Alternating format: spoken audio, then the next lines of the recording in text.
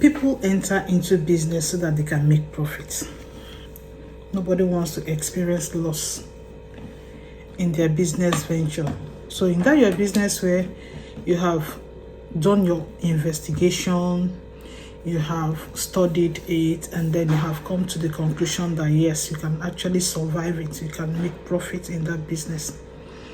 You don't want to take up liabilities or obligations that will weigh heavily on that your business, that will almost sometimes even murder your business. Okay, and so that is why we talk about exclusion clauses or limiting terms in a contract. Why? Because you want to achieve something. Two things basically.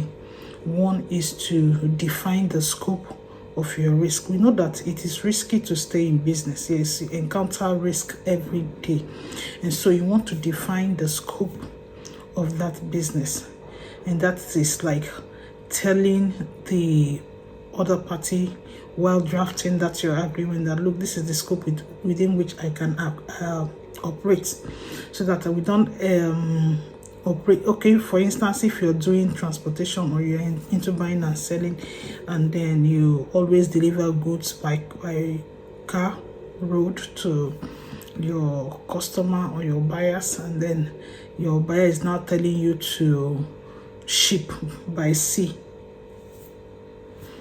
so you can use terms to define the scope of your risk. I don't go by air, I don't go by ship, I only go by land. Okay, so anything that goes on by air or by ship, you are no longer under any obligation or liability should anything go wrong. Okay, so for businesses as well, like companies where a director or a shareholder or a secretary ceases to be an officer of the company, and then you enter into a transaction with such a person, these are instances that companies or individuals can also insert limiting terms in their agreement.